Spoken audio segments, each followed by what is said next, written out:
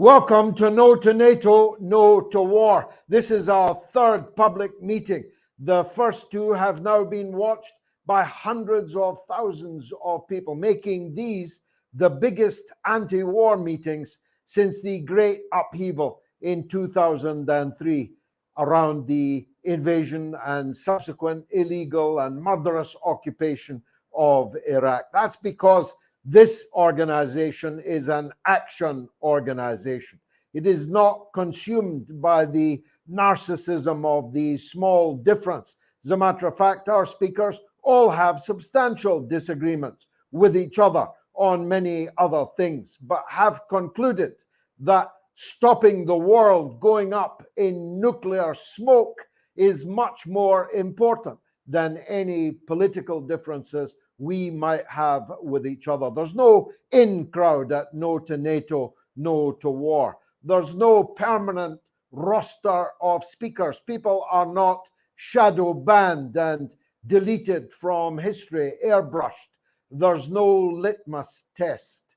And above all, we are bringing interesting new voices onto the battlefield in a way that is capturing people's attention and exciting them about the possibility of rebuilding a mass anti-war movement in the world, and perhaps particularly in the English-speaking world, which is, I'm afraid to say, where most of the problems of the world are originating.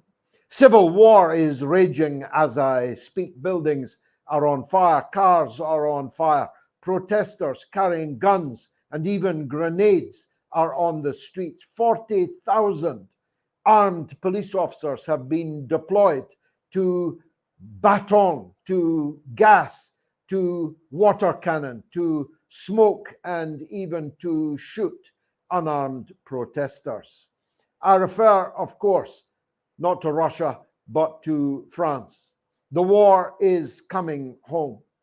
The proximate reason for the dramatic events unfolding again this evening in France are the gunning down of a 17-year-old boy, an unarmed boy, illicitly, allegedly, driving a motor car in the French city of Nanterre.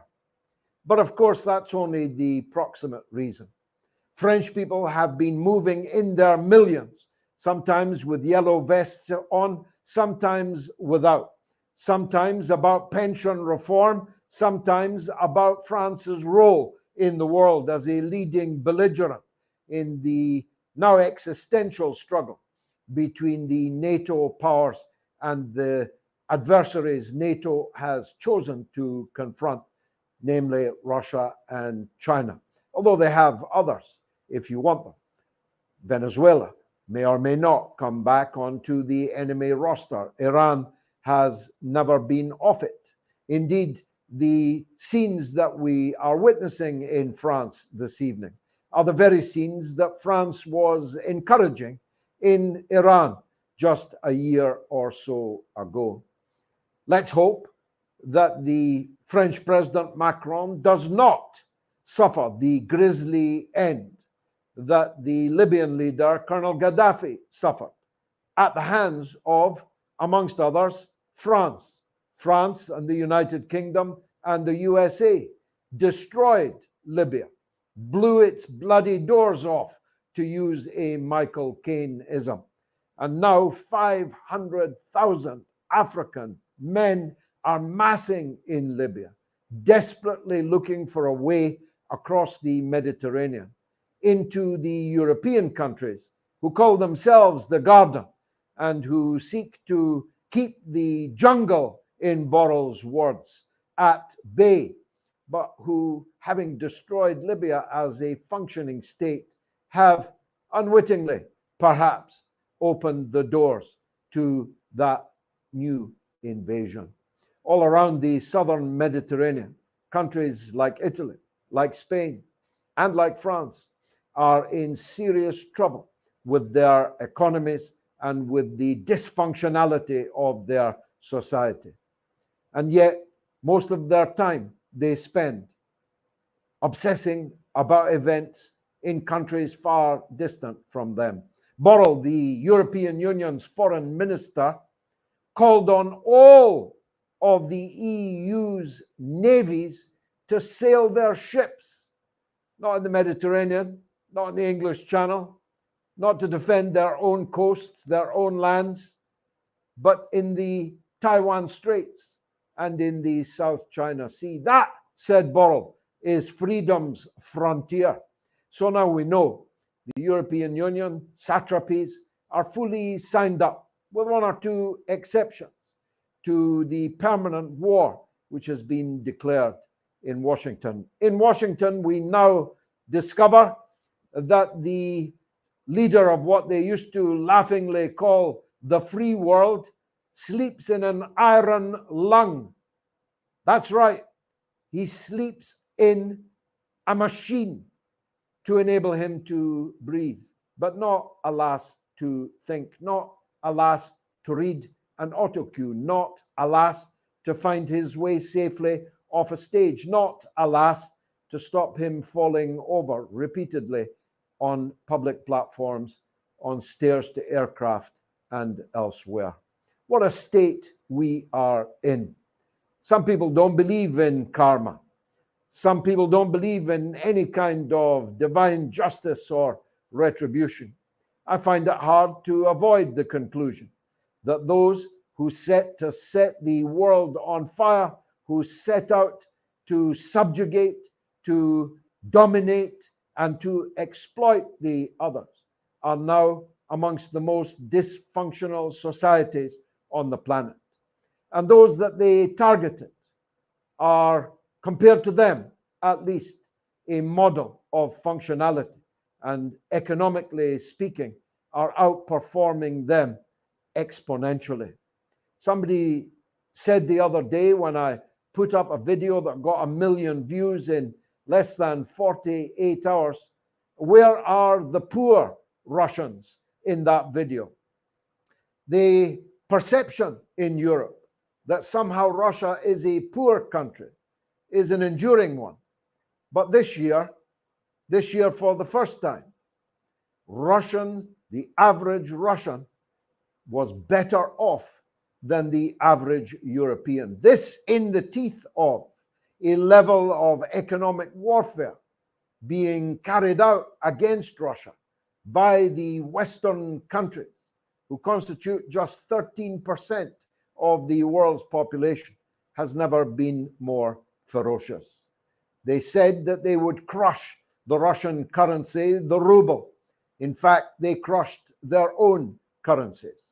Or at least we crushed the pound and the euro. The dollar is not yet crushed, but it exists in its current form and at its current value only because it is used as a reserve currency and the currency for the transaction of oil trades, both of which are now under grave and growing threat. The list of countries seeking to join the BRICS, which was originally Brazil, Russia, India, China, and South Africa, is now so large that it tests the very English alphabet to properly describe it. A new acronym from A to Z will very soon be required. Countries that were for decades not just satrapies of the United States and other Western countries have now thrown off the shackle of colonialism, not just run their own flag up in place of the British or the American flag. No, they have literally thrown off the shackles. Countries in Africa, like Niger, like Mali, have ordered France to leave their countries and begun arresting armed Frenchmen found on their soil.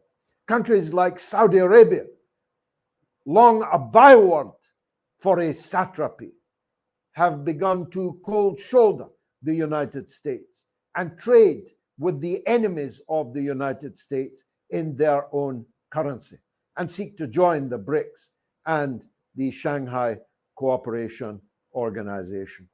The world is changing fast. The tectonic plates can audibly be heard moving, and the leaders of the Western countries have never been less well placed to meet the challenge. It didn't have to be like this. We could have all warmed under the rising sun in the east of the globe. We could have all traded with each other, invested in each other, cooperated with each other. We could have all been warm. Instead, our leaders have chosen the path of confrontation and war. The war, for the moment, is in the Ukraine and being conducted over the dead bodies of the Ukrainian people. Now, some 300,000 or more dead. 1 in 3 people in Ukraine knows well someone who has died in this conflict, a doubling of the proportion in just 3 months since the last survey was taken. And the average number of people that have died in the conflict that the respondents to the survey knew was 3. And most of those casualties are coming from the west of Ukraine. Something like 65% of the casualties are coming from the bastions of Ukrainian nationalism, and in the Second World War, during the Holocaust, the bastions of Bandera and the other Nazi collaborators who fell upon their own Jewish population and Polish population like wolves, like savage beasts, even before the SS has got there. It couldn't be clearer, I think. This week there was an attack on Kramatorsk. It was originally spun on the BBC and Sky News and elsewhere as an attack on a peaceful restaurant. A peaceful restaurant, it turned out, that contained 2 generals of the Ukrainian armed forces, 15 other senior officers, 50 foreign advisors and mercenaries, and an untold number of other secret services operatives from Western countries, from NATO countries. It was a stunning military success, which unfortunately also killed the young women that had been gathered there as society hostesses for the dinner of the top brass of the Ukrainian military and their NATO allies. The war is going very badly, as anyone with access to any alternative media, whether social media or via VPN, Russian media, which has been banned in the name of freedom in the vast majority of territories in the so-called Western world. Anyone can see that the spring counteroffensive, which became a summer counteroffensive, has fallen, in the words of The Economist and the Wall Street Journal, woefully short of being described as a success. First it was the rains, then it was unexpectedly stiff Russian resistance, then it was mines, then it was the extraordinary fortifications which the Russian armed forces have built over these last few months. The attempted coup d'etat last weekend failed miserably and has now reached the levels of farce. But the Russian people showed in the teeth of that attempted coup d'etat that they are fully behind their country, fully behind their state, fully behind their president. I'm a supporter myself of Mr. Zhuganov, the leader of the political opposition to the Putin government in the Russian Duma. He stepped up to the mark without hesitation and gave his unequivocal support to the president and to the republic and to the armed forces of the Russian Federation. All efforts to destabilize and divide and eventually dismember Russia are doomed to fail, as any perspicacious observer already knows. They depend on a lack of perspicacity on the part of the mass of the people. And that's where we come in. We, all of us, have our own platforms. We are all able to reach people. We have to make available the alternative point of view, the different perspective, even just so that people can say they heard both sides of the argument. But I'm confident that when they hear our side of the argument, that they will side with us. And all the signs are that that is so. As censorship is increased, it is a sign not of strength, but of weakness of the war party. We're the anti-war party. And moreover, we believe that war will always be with us as long as NATO holds the Europeans, the North Americans, and the Australasians and the Japanese in the grip of their hand. We have to break that grip. And all of us are trying to do that with our own arguments in our own way. Even where we disagree on so many other things, we must come together. Or there may not be a world worth arguing over. There may not be a world for any of us to win. So as always, we have assembled an interesting platform that I will now introduce. First of all is a man who has set fire to the internet. You may have seen him on my own shows. You may have watched him, I hope you have, on his own shows. He is never off the screen with a level of analysis, criticism, and an entertaining style that is second to none. For one so young, he's a big star.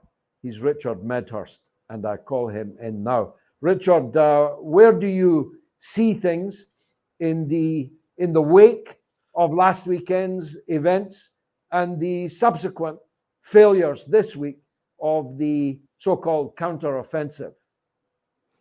Hi, George. Thanks for the kind words, and that was a great opening speech. And well, first of all, when it comes to Prigozhin and this so-called coup or mutiny or whatever people want to call it, I think it was funny watching their so-called analysis on CNN and other mainstream platforms, because they couldn't grasp, they couldn't understand that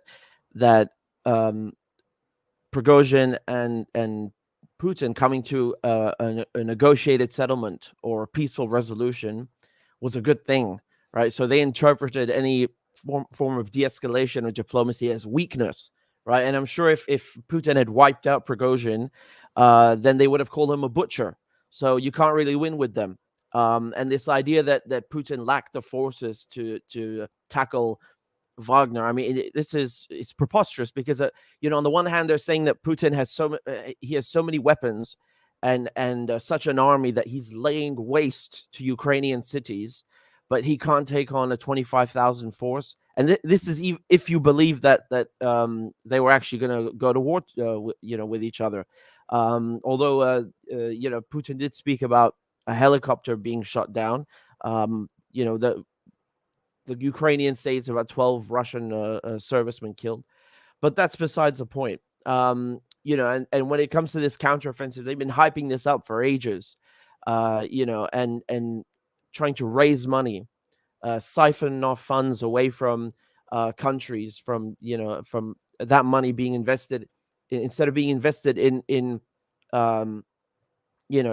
England or in the United States, where they don't even have a healthcare system in the United States, nothing to speak of. They gave all these billions to Ukraine. And then we saw what happened with the Bradleys, which are the American tanks, and the Leopards, the German tanks, a smoking column of twisted metal. That's the counteroffensive. And what did they expect? The Russians have been dug in. The Russians are a professional fighting force. They're not a joke. And they've been constructing trenches, tank ditches, tank traps, mines, and it's horrific. I mean, I think some of you might have seen the videos captured by drones men trying to get out of minefields. It's something from a horror movie and beyond. So, they're basically taking all of this money that should be spent on healthcare, spent on infrastructure, and giving it to the weapons companies. And they like to frame it as aid to Ukraine, but the only ones that they're aiding are their friends in the arms industry. So, and then the Ukrainian men who have to go off and fight this war, this hopeless war, they're also the ones being sacrificed. They're the pawns that they're sending off.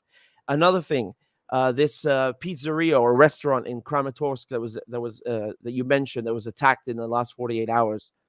There were civilians in there, right? And I think I don't need to remind you of the Troubles, but during the Troubles, it was considered a valid target. If you had British soldiers frequenting a bar or a pub or a disco, then that was fair game for the IRA and vice versa, right? So St. Patrick's Day bombing, for example, people killed just for being Catholic, just because they went to this bar. So, the Ukrainian generals, the foreign mercenaries who went to this pizzeria or restaurant in Kramatorsk, they know that the Russians are watching them. They know that they are inviting hell upon the civilians and the local population who are in this bar, who are in this restaurant. And if the situation were reversed, the Ukrainians would have struck them too. And that is, I'm not going to sit here and say, well, that's just war and we should accept it. We shouldn't accept it. This should not be happening. They should not be putting civilians at risk. They know what's going to happen. They know the Russians are targeting them. And I also made the argument that the fact that they're foreign mercenaries is kind of besides the point, because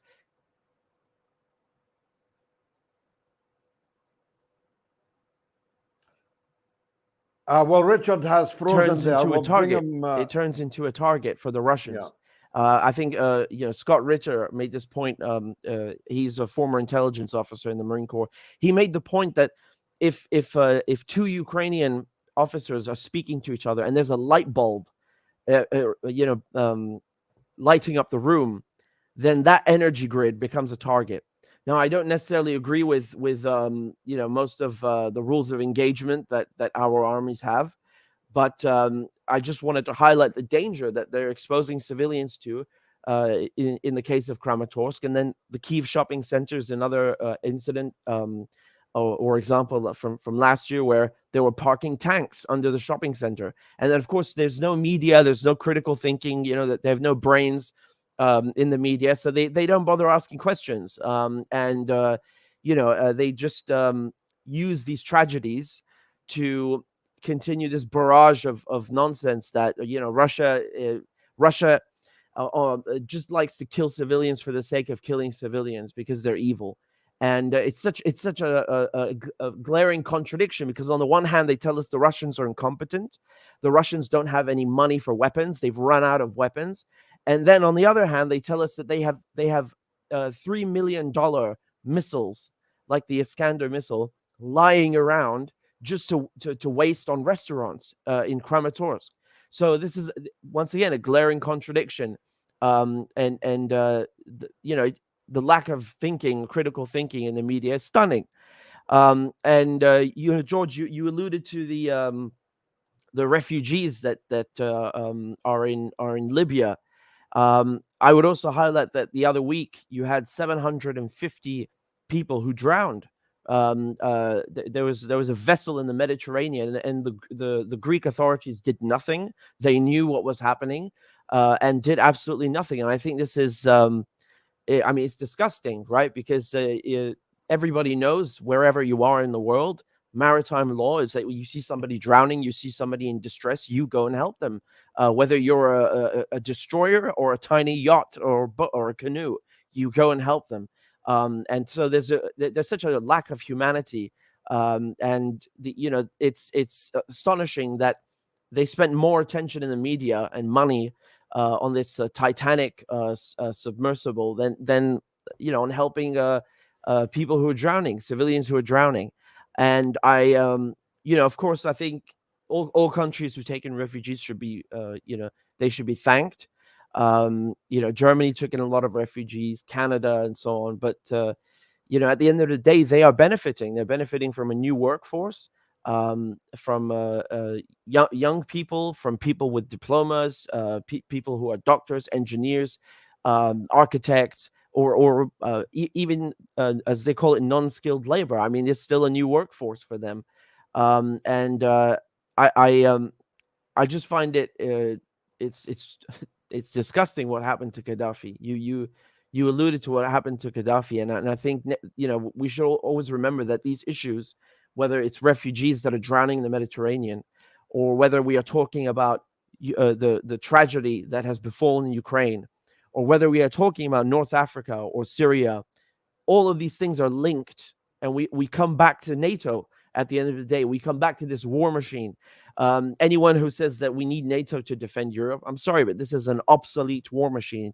And when we were in London during the last event, I said if we were in the 1960s, we could have a different conversation. But we're not in the 1960s, and NATO has no purpose since 1991. There is no Soviet Union. Soviet Union is it's completely gone. The Warsaw Pact has been dismantled, and so the West should also understand that it has a duty, as it conveyed to the Russian diplomats, to also step down and dismantle the war machine. Unfortunately, that hasn't happened. Yugoslavia was the first to really face the horrors of NATO, and then Libya and Syria, and now Ukraine is another victim of NATO. And this is because they want to make money. Zelensky said the other day that he's banning or suspending elections. Now, to his credit, or shall we say, just to give him the benefit of the doubt, yes, the Ukrainian constitution does mandate, or does stipulate rather, that during a time of martial law, you cannot have elections. Fine. But he is the one who renews the martial law. So he could decide on August 18th, when it expires, because it has a 90-day period. He could decide not to renew it and have elections. Syria had elections, and Syria is in a far worse state than Ukraine had two is. elections. Exactly, right. So what's his excuse? If he's so confident of his mandate, then there should be no problem. Obviously, again, to give him the benefit of the doubt, I understand it's not an ideal situation, but why is he banning Russian books? This is just last week, Russian books and Belarusian books. Why did he ban all the other parties? I think it might be hard to have elections when you've banned all the other parties. Yes. And then banning religious groups linked to Russia. So is this the democratic champion that NATO and the EU have put forward? If yes, I think we're in a very sorry state. Well, sadly, it is indeed a sorry state. Richard Medhurst, thanks. We'll hear from you again later. Let me introduce Anastasia Battle, who is the editor-in-chief of Leonora magazine of the Schiller Institute and organizer of the International Peace Coalition.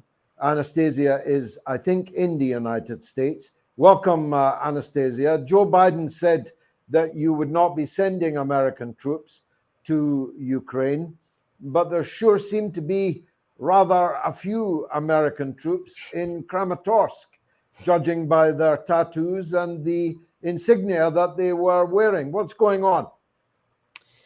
Well, I think it's pretty clear that the United States, the British, NATO, all these countries are trying to get a nuclear war going by any means necessary. And I really want to situate this crisis and what's happening in that this is not coming from a position of strength. What you're seeing with the United States, what you're seeing with, Boris Johnson sabotaging peace between Russia and Ukraine, all these different things, this is coming because you have a collapsing empire, right? This old financial system, all these old families, their system is hopelessly bankrupt. There's somewhere around $2 quadrillion in debt just on the books of these banks and derivatives, mortgage-backed securities, all these different things. And just actually similar to what you were talking about, what you've seen is an emerging system on the planet which is threatening that system. It's threatening this old empire, right? What you see with the BRICS, what you see with China, what you see with the Shanghai Cooperation Organization, the Belt and Road Initiative, right? What you're seeing is a new formation of humanity where people are coming together to sit at the table for development as opposed to war, right? And that is the biggest threat to empire. How are they supposed to control nations if they can't keep a stranglehold on you with bank loans? How can they, keep you under control if they can't, force you to give up your currency or your right to currency?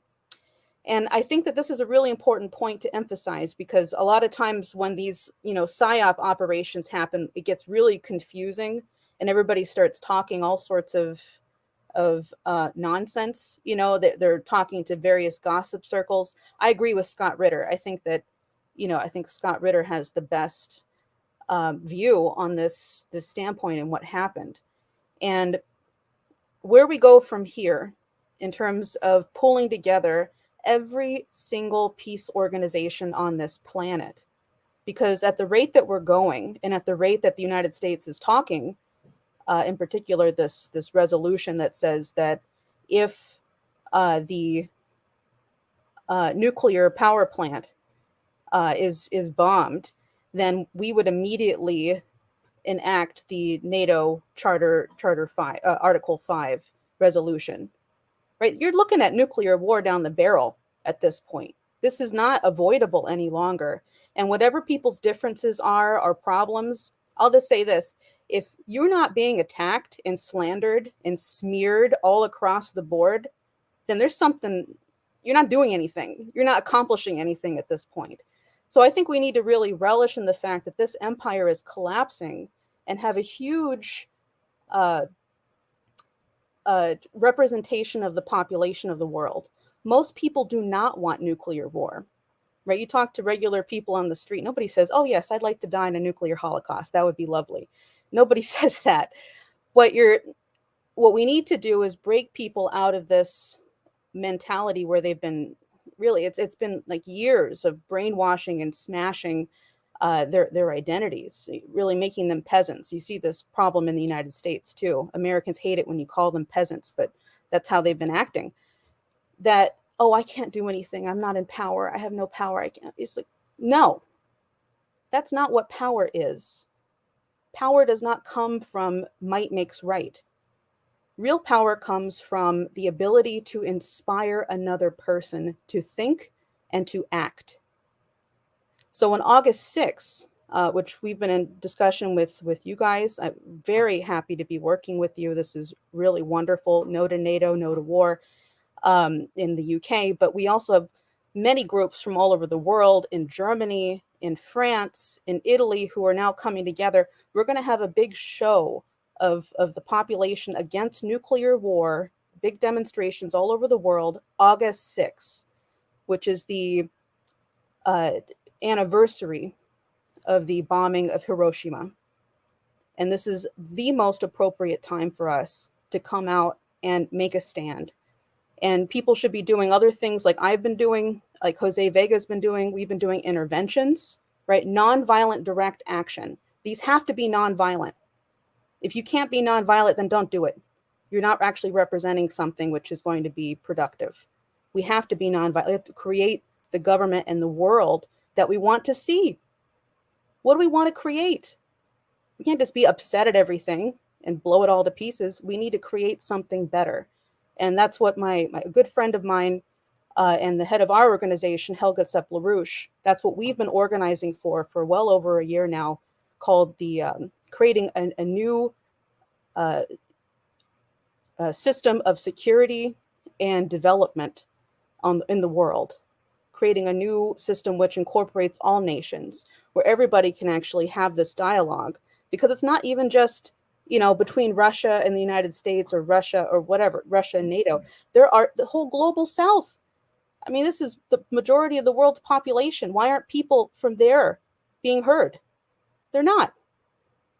So that's what we're doing with this group, the International Peace Coalition. And I really encourage, Richard, George, join us tomorrow on the meeting. We're going to be working out some of these details and getting more ideas around to really make this happen. We have to work together, and we need to get as many people as we can involved in this process.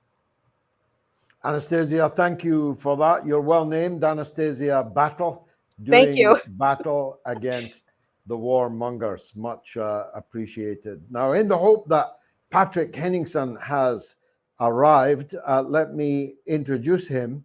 He was one of the speakers in the last meeting. He was so popular, his contribution went so well. Unusually, we brought him back for a reprise just as early as the very next meeting.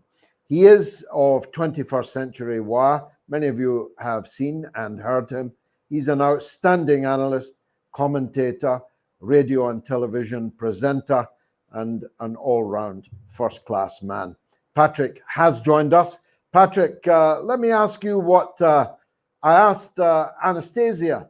To what extent are the Americans now involved in this war in Ukraine? And to what extent do the American people know that? Yeah, we've been told that we're not directly at war with Russia, and we're only providing assistance. We've been told this for the last 18 months.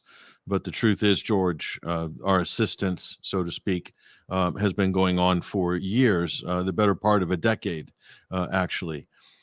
So the building up of a proxy army for NATO, that Ukraine is a NATO member state in everything but name.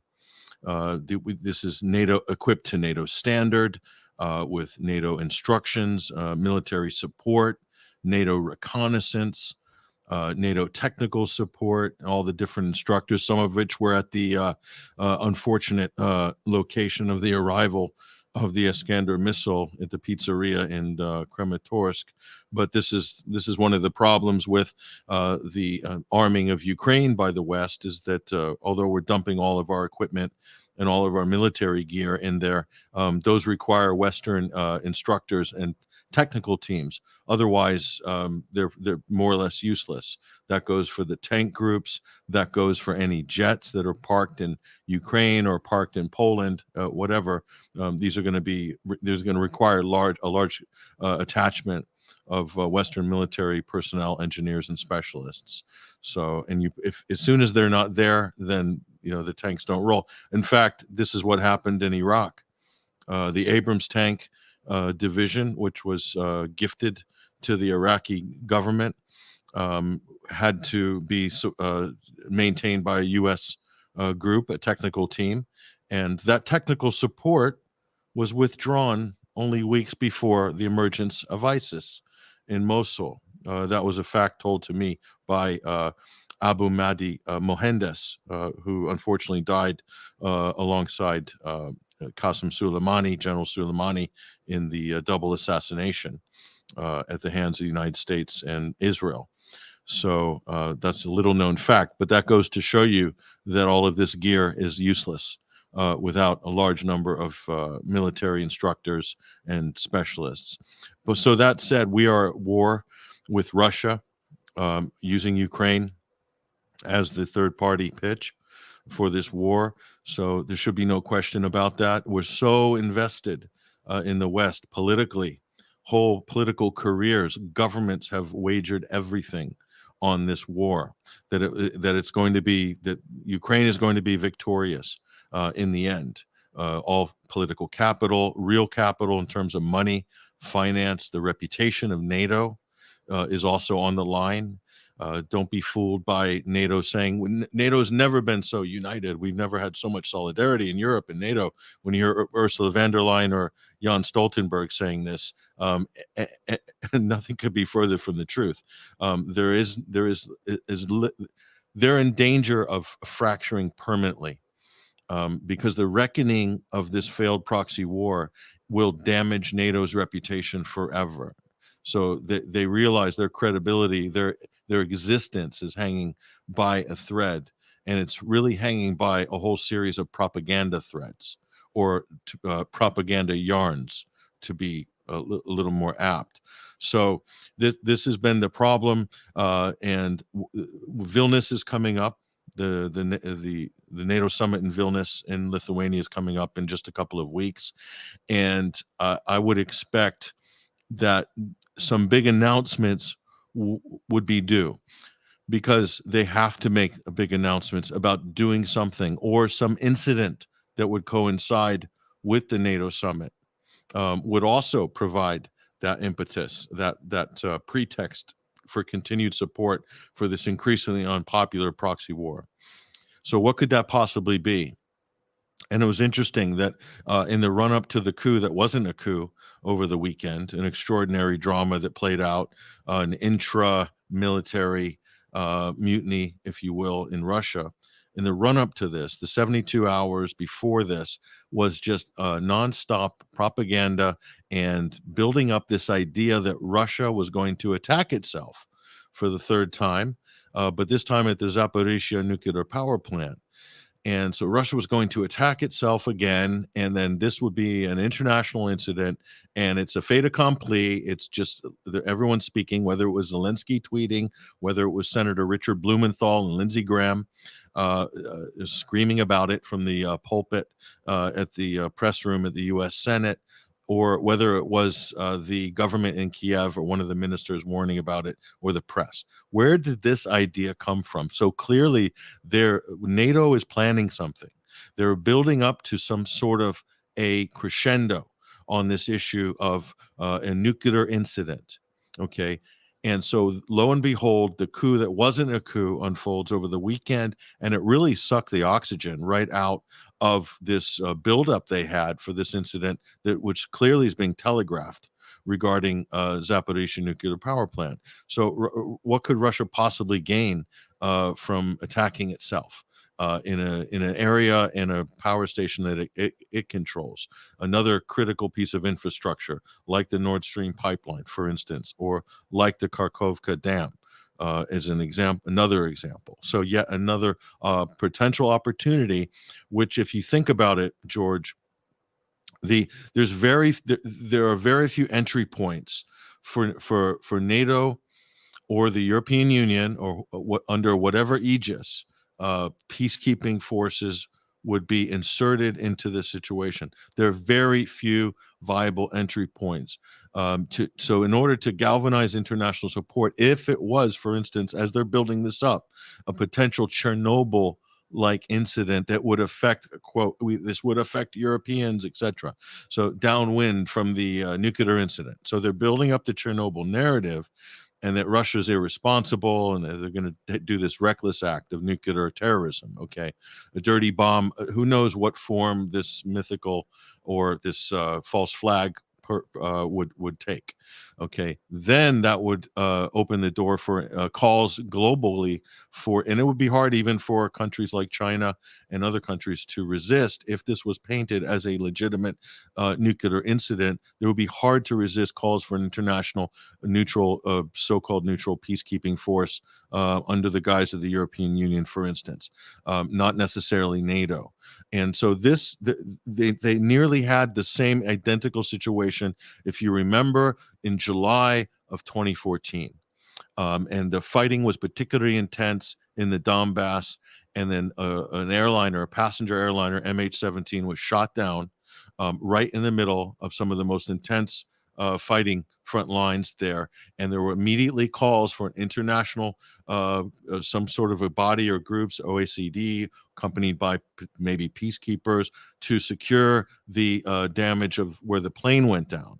So in my mind, this is still an unsolved mystery, although the Dutch Safety Board thinks otherwise. So there's a similar situation there, the same situation, George, in Syria, in multiple occasions where Syrian government and their combined forces were making progress, and lo and behold, a chemical weapons attack was staged.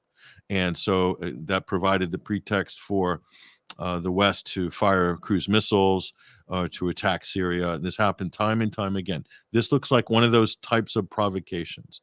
This to somehow turn the tide, or to somehow create an impasse in the fighting, because Russia's doing arguably much better than Ukraine and NATO are doing on the battlefield.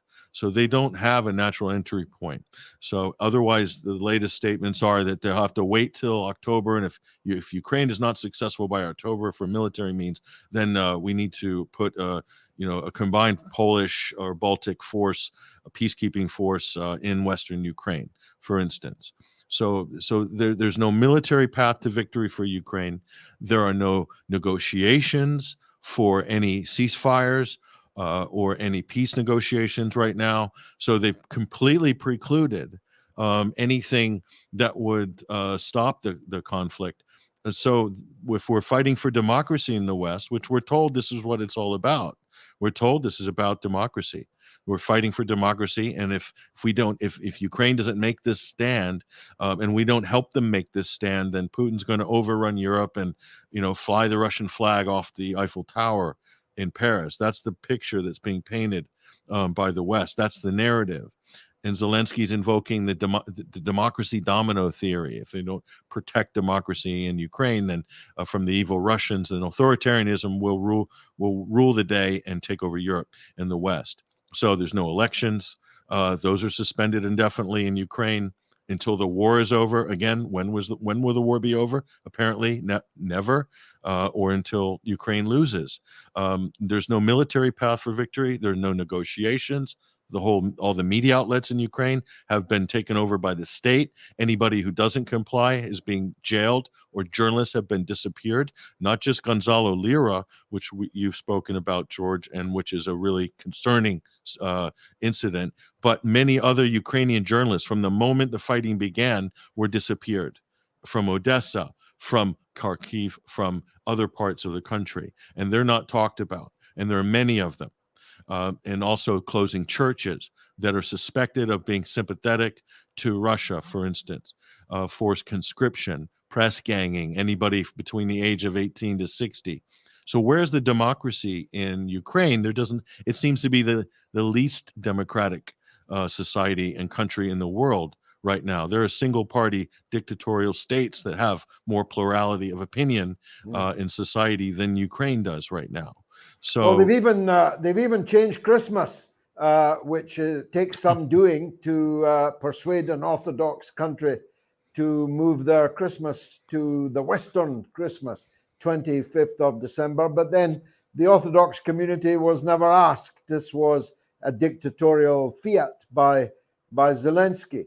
As you described it, Patrick, it struck me more and more that we may be facing, and very soon, a kind of 9/11 moment with this nuclear plant.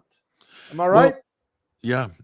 And something I want to mention, George, which didn't get any press coverage because of the coup that wasn't a coup over the weekend. Russia, the FSB arrested 5 individuals that were smuggling Caesium-137, which is a radioactive material, to a Ukrainian national to be used in a dirty bomb, paying $3.5 million. I don't know whether this was a sting, but this was run. You can even read about it in Reuters. Did anybody see this in any other? This should have been on the headline BBC News, CNN, all of them. It got zero coverage.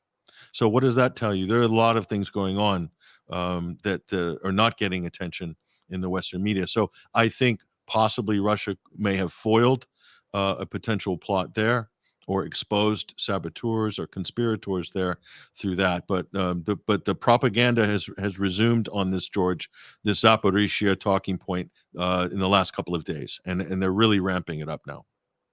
I told you he was an expert, didn't I? Let me go back to the first speaker.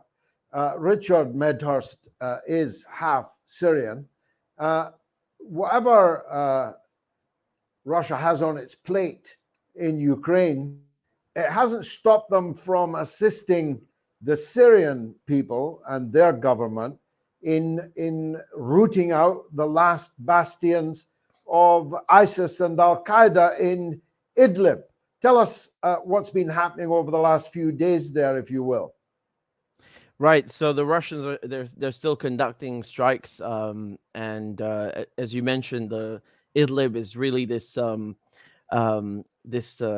Al Qaeda stronghold, and it's funny because every time the Americans claim to have killed an ISIS leader, lo and behold, where did this take place? In Idlib, right? So this is right on. It's basically on the border with Turkey, right? So I mean, or I should say, Turkey has made it. They've annexed it, all but annexed it. That people use Turkish currency there now, and Turkey supports. Um, Either directly or by turning a blind eye, they support Al Qaeda. So now they've rebranded. They call themselves HTS or Hayat Tahrir al-Sham. There are other groups like the so-called Syrian National Army. Just to be very clear, this is not the Syrian. The official armed forces of Syria, which are called the Syrian Arab Army. The SNA is a Turkish-backed militia or rebel group. But again, calling them rebels is kind of funny because you don't even know where most of these people come from. I mean, you've got 5,000 Uyghurs in northern Syria, in this region in Idlib. You've got, as I mentioned, the Turkish armed forces, the Turkish-backed groups, and so this is a very precarious situation because Turkey is a NATO state, right? So we should keep that in mind, that NATO is occupying. Through Turkey is occupying a large chunk of Syria. Then we have the United States in west east of the Euphrates River, occupying all the oil fields, occupying the crops, because this is known as the breadbasket region, and so they do that in partnership with the Kurdish militias. And then, of course, when it comes to the Russians, if it weren't for Russia, I think Al Qaeda would have almost certainly taken control of Syria. I mean, they were really already in the capital, in Jobar, and so on. And when the Russians came in, I know Patrick mentioned Soleimani earlier. There's this famous meeting that Nasrallah spoke of, that Soleimani went to Moscow to meet with Putin, and he convinced him in 2 hours to go and help in Syria, because Syria had asked Russia multiple times and they always refused. They didn't want to get mixed up in it, but he made them understand that this whole region is going to collapse entirely if they don't help. And it's only because of Hezbollah, because of Iran, and because of the Syrian army and the Russian army that Syria did not fall under fall into the shadow of ISIS. The thing is, though, that it's still carved up into 4 parts. You've got Israel that have been occupying the Golan Heights since *67. As I mentioned, now you've got Turkey in the north, America to the east, the United States to the east, and Russia is the only one that seems to be interested in fighting Al Qaeda and fighting these extremists, these foreign extremists or foreign-backed extremists, take your pick, that have come into Syria through Turkey, may I add, right? So as we're seeing this a coup that is not a coup, as Patrick said, Russia is still helping out. And there's been a question about what will become of Wagner, because you have Wagner in Africa, in some countries, deployed in a limited fashion in Mali, then in Sudan, then in Central African Republic, and also allegedly a few of them are also in Syria. So now the question is, what becomes of them? But with Syria, it's a different matter, because we're really talking about the Russian armed forces, not just about Wagner. Wagner do not play any a large role in Syria. Just to make that clear, it's really the Russian armed forces, and I think it says a lot that the Russians are being attacked by 50 nations, the majority of them NATO, and still commits resources to Syria. The Russians actually have a base in Syria, a naval base on the Mediterranean, and despite the obvious strategic value of that, it's funny because that base was in tatters. It was falling apart until the Russians came to help, along with Hezbollah and Iran, and now they have upgraded that base in the last years. It's state of the art, and has all types, all types, all sizes and shapes of Russian ships. And the funny thing is, you'll hear people complain about the Iranian presence in Syria or the growing Russian influence in Syria. I mean, you've no one to blame but yourselves, right? NATO, because if they hadn't gone through with this regime change project in Syria and hadn't destabilized Iraq next door, none of this would have happened. If you're so concerned about Russia being in Syria or Iran being in Syria, although again, I would leave that concern up to Syrians and not a bunch of Western think tanks who don't know their their bum from their elbow. So yeah, Russia is still helping with that, but it's the front line. I mean, the lines haven't changed since 2019, you could say, right? So it's a static situation, and it's like that on purpose, because as much as Russia helps militarily, the sanctions are really killing people, and that was engineered on purpose by Mike Pompeo and Donald Trump. That they understood militarily they cannot win, and that's a lost cause, but they decided to pursue a scorched earth policy, as I call it. And so they're just starving people out in Syria with these Caesar Act sanctions, which are extremely brutal. But the thing is that the world is changing. I think Anna mentioned earlier the Belt and Road Initiative, the Shanghai Cooperation Organization, BRICS. All of these institutions and systems that are now building an alternative world to what we currently have, an alternative system. Syria has made very clear, and this was the Syrian foreign minister. Excuse me, he's the deputy foreign minister and the minister of finance. They were talking about Syria making a formal application to BRICS, or BRICS Plus, as we should call it now, and also to join the SCO. And Belt and Road Initiative, already last year, I think, or rather 2 years ago, Syria applied for that.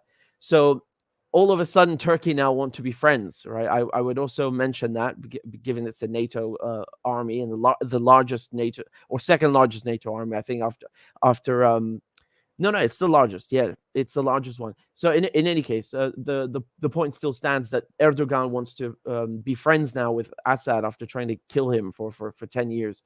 But I think that's only because he's realized that the pressure, that he's realized it's a lost cause, and also this pressure on him from Iran and from Russia. Right. So I would like to highlight that point, that they're really putting pressure on him to make amends with Syria, because after all, they're neighbors, and they want to have Turkey pull out. Once Turkey pulls out, then that's already a problem halved. But not 1 inch of Syrian land is going to be ceded to Turkey, and I think they need to understand that they're not going to get away with murder and then on top of it take away land, because after the First World War, and Lawrence had led the Arab revolt. Arabs were stabbed in the back by the Balfour Declaration and the Sykes-Picot Agreement. So you had a lot of Syrian land that was handed away to Turkey. A lot of Armenian land, by the way, that was also handed to Turkey.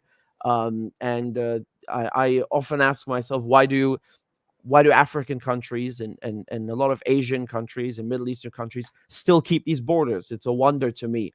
They should go back and redraw their own borders, not keep Western borders. But I think it's a matter of time before they leave, because they cannot sustain this occupation. And when I say they, I mean both the United States and Turkey. It's not in their interests. I think Turkey have understood that they don't want to miss out on BRICS. They don't want to miss out on Belt and Road, and so it's in their best interests to simply pull out of Syria and give back the land. Richard Medhurst, thank you so very much for participating in this excellent meeting tonight. Anastasia, talking of people changing, whether they've genuinely changed or not, in a way, doesn't matter. Donald Trump, the assassin of General Soleimani and his comrade Mohandes, is now the leader of the American anti-war movement, which is quite a metamorphosis. And of course, we've got a candidate running for the Democratic nomination, Robert F. Kennedy Jr., who has been, if anything, even more stark in his positions about not just the war in Ukraine, but the United States' role in all kinds of conflicts and conflict zones. Do you take heart from that, that two people who are serious contenders to be the next president, Trump obviously more serious than Kennedy, but were Kennedy to get the Democratic nomination, my goodness, we'd all be emigrating to the US to live under his presidency, or I would anyway. Do you take heart from the fact that 2 out of the 3 probable next presidents are strongly anti-war? Yeah, I have a couple of thoughts on this, actually. One, if RFK Jr. and Trump were to become the 2 candidates in the United States, I think we could finally have an honest election in this country and a serious debate. And that doesn't mean you have to agree with anything that either candidate has, all of their, I mean, that's the problem with party politics, right? Is that people get all chunked up on this issue or that issue. But we have to view this as a dynamic process, right? There's a whole organizing process that's taking shape that's not even just in the United States, right? This is what we were talking about with the global South, the BRICS. You have countries that are saying, hey, let's not blow each other up into a nuclear holocaust. How about we collaborate to develop with one another instead, right? That's a much better option than nuclear war. And people are hearing that, right? That's what happened with Saudi Arabia, right? This is what I think could happen with other nations in Southwest Asia. I think that's what China is working on right now. I mean, you get that whole region to be stable, then there's no more of this, these geopolitical games going on. I mean, this is the what would you call it? Like the keystone of the world, right? It's right in between all 3 different continents. So you keep this area in a destabilized fashion, then you can control the world. But if you have peace, if you have peaceful collaboration amongst all these countries who may not even like each other, they really don't have to. But the point is that you want to see a better future for your children. You want to see a better future for your people. And so I think what's happening in the United States, it's part of a global process. And I think that what we're doing with this International Peace Coalition is going to play a huge role in that, right? Getting RFK, to talk about his uncle's peace speech, right, at the American University. That's huge. That's what Americans need to hear. We used to be a nation that was anti-imperial. You wouldn't know that if you're 30 years old or younger, but we used to be. And I think that that's really what we have to inspire inside of what I'm working on and inspiring in my people in the United States, what I'm working on inspiring in other people. And I really want to, I was thinking about like what we can do in Britain. I was plotting in my mind how we can evoke that kind of inspiration there, because I've heard from many organizers that they're frustrated, like, what are we going to do? How are we going to, get this in motion? I think in every country, there's this strand of anti-imperialism, and you can find it throughout your history. And I think a big part of that is this Shakespearean strand, right? Or Percy B. Shelley, right? You have this strand of people who say that humanity is intrinsically good, and we reject this outlook of oligarchism. We reject this outlook of imperialism, and we want to fight for that. In whatever form that can look like. It'll look different in different countries, I think, because of our history and languages, but we should respect that. But I think in every country, you're going to have that strand. And I'd like to work with you guys in figuring out how to activate that. There's a video that I just gave into our tech team here of the intervention that I did on Barack Obama, which however you want to feel about Obama, I don't know, but he he is the one that financed the overthrow of Ukraine in 2014. We sent Victoria Nuland, who, my God, I don't know where we find these women. I mean, it makes me ashamed, to call her a woman, to have these beast women running around threatening the world in a nuclear holocaust like this. But I would like to play that. Folks can bring that up. You overthrew Ukraine in 2014! You overthrew the legitimate Ukraine in 2014! Tell us about your plans for nuclear war with Russia! Stop provoking nuclear war with Russia! You're going to kill us with nuclear war! Russia's the enemy! Russia is not the enemy! Russia's the enemy! Stop getting us into nuclear war with Russia! No nuclear war! Victorian Nuland financed the overthrow! Mr. President, there's more people that are going to get hurt if we go into nuclear war. Right now, we're on the verge of a nuclear war thanks to what you did in Ukraine in 2014. Why won't you tell the truth about what you did to overthrow Ukraine in 2014? Will you tell the truth? Will you tell the truth? There is a process that we set up in our democracy. Yeah, but we're on the verge of nuclear war. Do you care about the lives of your supporters? Will you tell the truth before the world walks into world war? The coup of 2014 is on your doorstep. You were the one they allowed for a radical.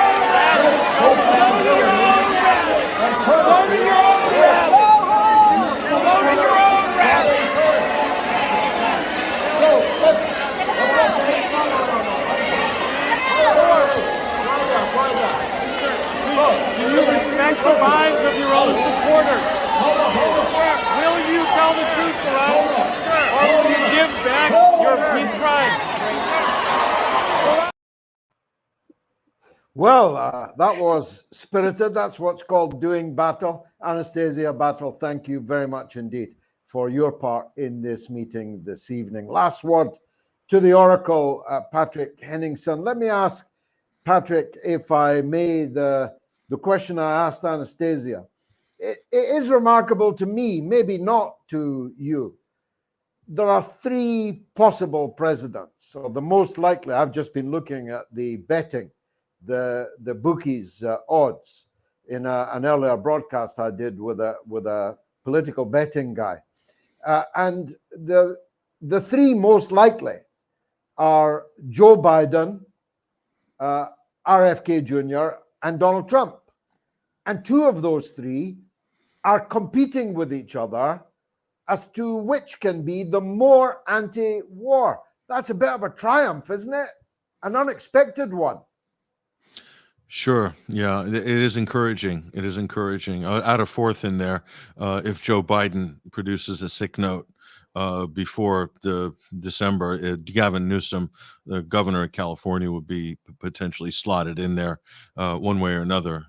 So that's number four. And he would be definitely pro-war alongside Joe Biden. I like the competition of ideas between RFK and Donald Trump. I think it's very encouraging that Trump, for all his faults, jumped out very quickly and said really the perfect thing that could be said, which was we need to stop the killing.